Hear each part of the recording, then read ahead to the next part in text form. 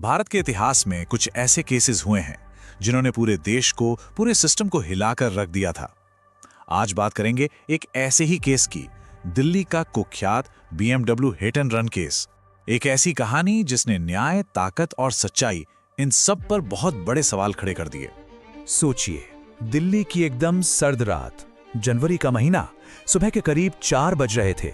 सड़कें बिल्कुल खाली, सन्नाटा पसरा हुआ और हवा में एक अजीब सी खामोशी।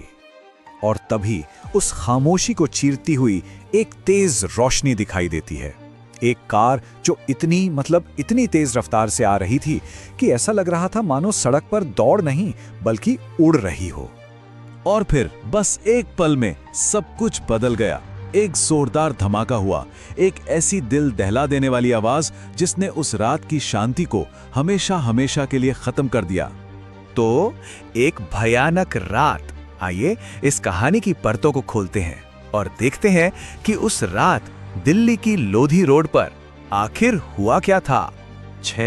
वो टक्कर इतनी जबरदस्त थी कि उसने एक झटके में 6 जिंदगियों को खत्म कर दिया, और इनमें से कुछ तो पुलिस अधिकारी थे जो उस वक्त अपनी ड्यूटी पर तैनात थे।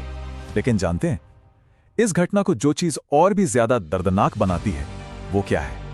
वो ये है कि मदद करना तो दूर, कार का ड्राइवर वहां से भाग निकला। कार 1 सेकंड के लिए भी नहीं रुकी। किसी भी घायल को अस्पताल ले जाने की कोई कोशिश तक नहीं की गई। अब बात आती है ताकत बनाम इंसाफ की। जैसे जैसे पुलिस की जांच आगे बढ़ी ना, तो ये साफ होने लगा कि ये सिर्फ एक रोड एक्सीडेंट का मामला नहीं है। नहीं, इसके पीछे एक बहुत बड़ी और गहरी कहानी छिपी हुई थी।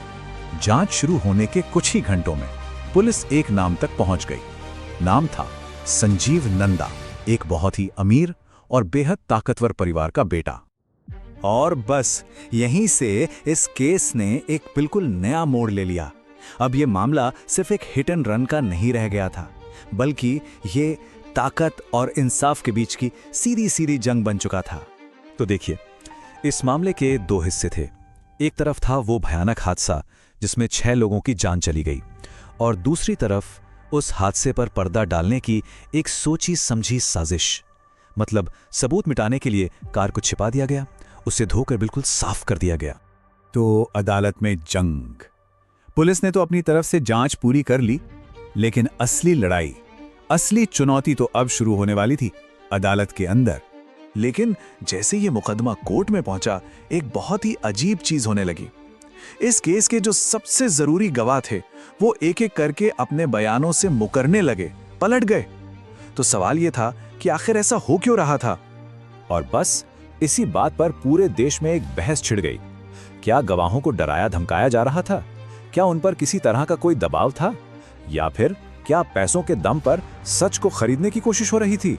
इस पूरे टाइम मीडिया ने इस मामले को बिल्कुल जिंदा रखा। टीवी चैनल्स, अखबार, हर जगह हर रोज इस पर बात होती थी, बहस होती थी, और हर कोई बस एक ही सवाल पूछ रहा था, क्या इस देश में अमीरों और ताकतवर लोगों के लिए कानून अलग है?